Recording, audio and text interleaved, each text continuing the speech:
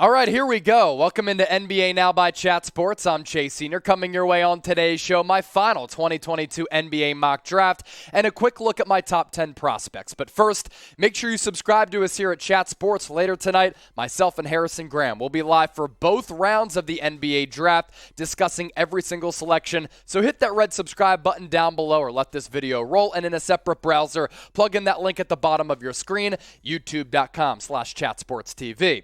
So right around the corner, I'll get to my final mock draft, all 30 picks in the first round. But first, I want to quickly break down my top 10 prospects in the 2022 draft class. I'm going Jabari Smith at number 1, Paolo Banchero at 2. It's really close between those two players. Jaden Ivey is really climbing up draft boards. I love his game. Love the jump that he made from 2 years ago at Purdue to this past year. He's coming in at number 3. Benedict Mathurin, I love his athleticism. He was fantastic at Arizona, and I think that athleticism lends itself to him being a very good NBA player. Shaedon Sharpe has all of the scoring qualities that he needs to be an impact player at the NBA level for a really long time, because what's the number one sought after tool that teams are looking for? Guys who can find twine and put the biscuit in the basket. 6 through 10, Keegan Murray gives me shades of Al Horford, but a little bit more athletic. I just think he's an all-around winning player. The controversial aspect of this, Chet Holmgren coming in at number 7. Didn't give his medicals to the top 2 teams in this draft. I think that's a little weird. I also worry about the size and his frame and the possible inability to put some weight on over time. How's it going to stack up against some of the big bigs at the NBA level? I have some concerns about that. Then Johnny Davis, arguably the best scorer in college basketball last year. Dyson Daniels has to become a better shooter, but his athletic qualities and the potential is certainly there. And then Ousmane Dieng of the New Zealand Breakers out of France coming in, rounding out my top 10 prospects. With that, I ask you this before we start breaking down this final mock prior to Thursday's draft. Who is your favorite prospect in this draft class? For me, it's Jabari Smith, right ahead of Paolo Banchero. You let me know your top dog in the comment section right now. So without further ado, picks 1 through 5 here. All of the rumblings are that Jabari Smith is going to go to the Orlando Magic at number 1. That was reported by Jonathan Cavoni, that league executives believe that Smith is going to be the guy. And if he's not, they will be very surprised if he's not the top selection in the draft. At number 2, the big consensus here is that Chet Holmgren is going to go to the Oklahoma City Thunder. Now, for me, 7th best player on my big board, but I love the possibility of him developing inside that culture in OKC, and they have some really good young building blocks if they draft Chet Holmgren. You have Shai Gilgeous-Alexander after you extended him last year, and Josh Giddey. I thought he was the best player in last year's draft class. He was marvelous as a rookie, especially the last couple of months of the regular season a year ago. Paolo Banchero going to the Houston Rockets at number 3. You pair him up alongside Jalen Green, and I love what Houston did in the draft last year, and they also have a bevy of picks in the first round this year. You land Banchero, and this is one of the young upstart teams in the association. When I scout Banchero, very versatile scorer. He can handle the ball really well for a big man. Has a really good feel for the game. Love his basketball IQ. As for where he needs to improve, just more consistent on the defensive end. My pro comp for him is Chris Webber because of the passing ability, and for a big, he can score at all 3 levels. Was also really good. Shot around 50% from distance in the NCAA tournament. Jaden Ivey has really climbed draft boards over the last couple of weeks. Reminds me of a little less athletic Ja Morant, and because of that, he goes to the Sacramento Kings here, and you have the makings of a really good backcourt. Now, at the end of the day, do you maybe trade away a De'Aaron Fox to pave open an opportunity for Ivy to be that guy with last year's first-round pick and Donovan Mitchell? Something to, of course, monitor if Ivy goes number 4. At number 5, Benedict Mathurin. Him and Ivy have really been inching closer to the top of this draft class. And I think that Mathurin has to improve a little bit on his handle, just like Jabari Smith. I like both players, though. Both have a clean stroke. Both can shoot the 3 ball. Both Mathurin and Smith are excellent athletes. Pretty good 3-point percentages last year in the college ranks. I think that Mathurin, teaming up with Cade Cunningham, could be a very, very good backup for many years to come, backcourt for many years to come with the Detroit Pistons. So the big question going into the draft with arguably the most polarizing prospect who we've broken down over the last couple of years in Chet Holmgren. Will he be a great player? Let me know in the comment section. This will be the pinned comment on today's video. So if you get hit with that YouTube ad break, use it to your advantage. Scroll on down and get your votes in. Will Holmgren be a great player? Give me a Y for yes or an N for no. A little bit of a surprise here at number 6. I'm going Shaedon Sharpe to the Indiana Pacers, former number 1 high school recruit in the 2021 class after he reclassified, was an early enrollee with Kentucky, but he never played. What's crazy is that going from his junior year in high school to his senior season, he was unranked according to a lot of recruiting services. Then he was able to sprout from 6'4 to 6'6, tore it up on the Nike EYBL circuit, an above-the-rim athlete who can sky, and why I like his NBA game, he can literally get a bucket from anywhere. Reminds me a lot of Bradley Beal or Jalen Green. Keegan Murray going to the Portland Trail Blazers at number 7. I think they have a need to fulfill in the front court, and Murray is a guy who runs the floor and can shoot threes exceptionally well for a big man. Dyson Daniels going to the New Orleans Pelicans at number 8. No pressure for him coming off the bench on an improving team in New Orleans that I think with Zion Williamson healthy next year can do a lot of damage in the Western Conference. Daniels coming in off the bench could be a really spark plug player offensively. Good athletically on the defensive end of the floor, just has to become a better and more consistent outside shooter. A lot of rumblings about the San Antonio Spurs being very interested in arguably the best shot blocker in this class in Jalen Duren out of Memphis, a very good rim protector and rim runner that can impact games like Robert Williams did throughout the NBA playoffs for the Boston Celtics. At number 10, this is really a wide consensus according to a lot of the mocks that I've seen. Johnny Davis, you can make the argument he was the best scorer in college basketball last year, a very, very good defender as well. And if the Wizards hold on to Bradley Beal and they sign him to that contract extension, they're kind of in this window where they want to win right now, and I think Davis helps them do that as a very good two-way guard. If you're pumped up for the NBA draft, I am. I hope that you are. And if you're tuned into today's show, I imagine you're excited for the draft to get underway in just a few hours. If that's the case, I want you to hit that thumbs up icon and like the video. AJ Griffin, he's like a more of a shooting Jimmy Butler to a certain degree. I think he fits the New York Knicks timeline. Some concerns about some injury issues with him. Missed 2 seasons of high school basketball with knee and ankle injuries. Ousmane Dieng of the New Zealand Breakers, one of the top international prospects in this draft class. He is from France, and with the New Zealand Breakers playing in the very competitive NBL in Australia, he flashed shades of brilliance. There was a couple of clips of him hitting some step-back threes.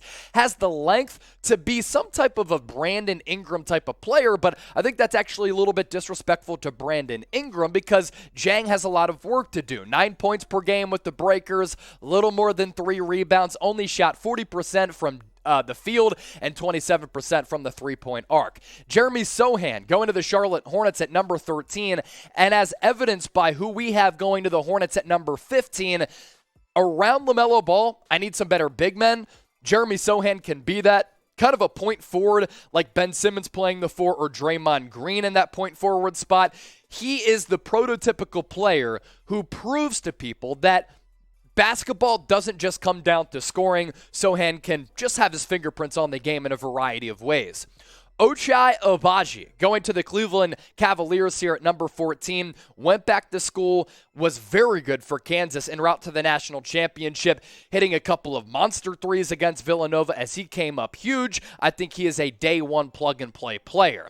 At number 15, we're going back to the Hornets here. You get your forward in Sohan, you get your center in Mark Williams. Now, maybe they're going to be in the market for a DeAndre Ayton this offseason. Maybe they try to make a trade for Rudy Gobert. Their draft plans and draft selections will be telling with what they decide to do. If they do end up going Sohan, who again can impact the game in so many ways, and a really good athlete at that center position in Mark Williams, you're surrounding LaMelo Ball with some really good pieces. Next up, they have to find a head coach after Kenny Atkinson fleeced them.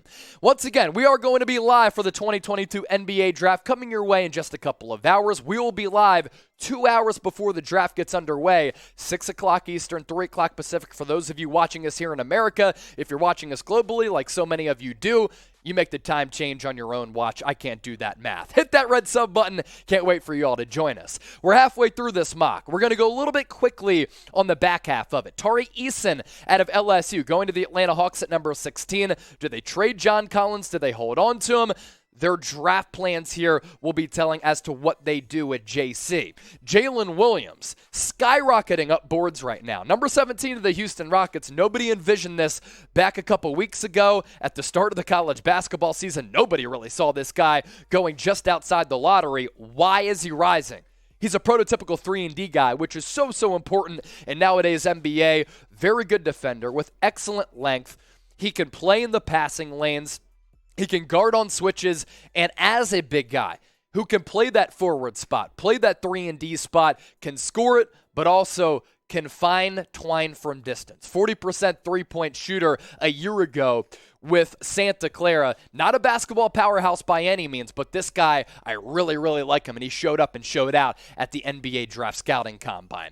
Another riser here, E.J. Liddell. A lot of people had slotted him to go in the mid-20s in this draft. Number 18, the Chicago Bulls. This is an impact player who can help a playoff team in the immediacy of the moment. Now, if he came out last year from Ohio State, probably would have been a second-round guy. Maybe he would have snuck in to the back end of the first round. But by going back to Ohio State, his numbers across the board increased as you look at the numbers here. This past year with the Buckeyes, 19.5 points, 8 rebounds, 2.5 blocks, 49% from the field, and 37% from three. Very good numbers for a forward. Ty Washington, number 19 to the Minnesota Timberwolves. This guy has a basketball IQ like Chris Paul, needs to work and round out his scoring ability, but the basketball smarts here, very impressive. Kind of a Rajon Rondo who has more scoring upside. At number 20, another international prospect here in Nikola Jovic out of Mega Basket, going to the San Antonio Spurs at this 20 spot.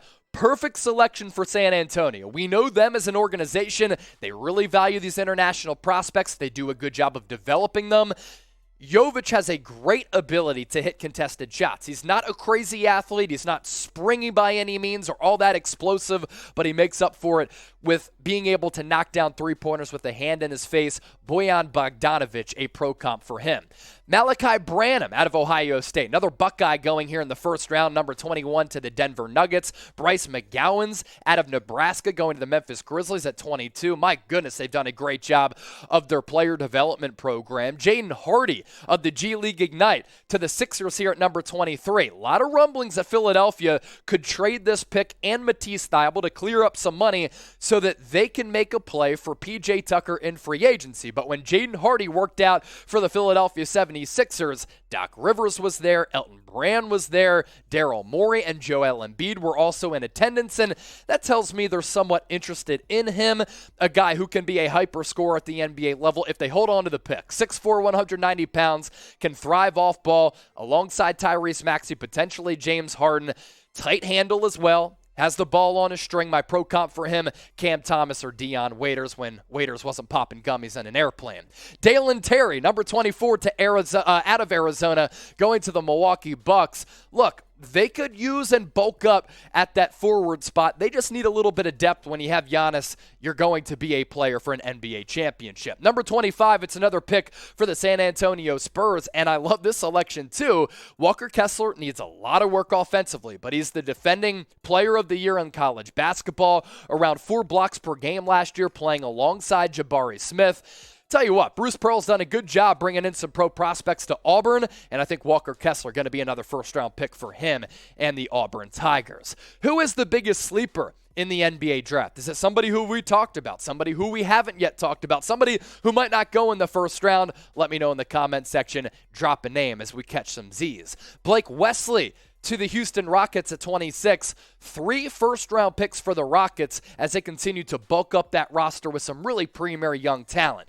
Kennedy Chandler, undersized guard, combo guard who can play a little point and handle the basketball, can play off ball as well. When I watch him, reminds me so much of Tyrese Maxey. And if Miami gets him and that value of a Tyrese Maxey type at number 27, that's just classic Pat Riley, Eric Spoelstra, hashtag Heat culture. Christian Koloko, another one of these really good shot blockers who's an excellent athlete who can rim run. Now, If James Wiseman is injured and he continues to struggle with the injury bug, they're going to need some depth in that front court. Now, will Kevon Looney leave Golden State? He has the ability to be a free agent. If that's the case, then Koloko will be a big selection here. Marjon Beauchamp, out of the G League Ignite to the Memphis Grizzlies here at number 29. Really good athlete with excellent length. And rounding out our mock draft at number 30, it is Christian Braun out of Kansas, a guy who I'm not going to go as far as to say he'll be a 3-and-D player because I think he can be a little bit more than that. But he's a really good athlete who has that corner three down. I'd like to see him knock down threes at a more consistent clip from the wings and from straight away. A high-level defender, though, who I think can also be a guy who can impact games right away as a youngster. He has really good ability to defend multiple positions, and if he can knock down that three at about a 40 percentile clip, my goodness, he will be a problem at the NBA level. Was awesome for Kansas en route to the national championship. So that does it for my final NBA mock draft for the 2022 NBA mock draft and draft time. Grade the mock for me in the comment section right now. A, B, C, D, or F. How did I do? Go back to school. Let me know. If you want to rip me in the comment section, you can do that. If you want to praise me, I'll take the compliments as well. Either way, I just want to hear from you in the comment section. And do not forget to tune in for our draft coverage right here on Chat Sports.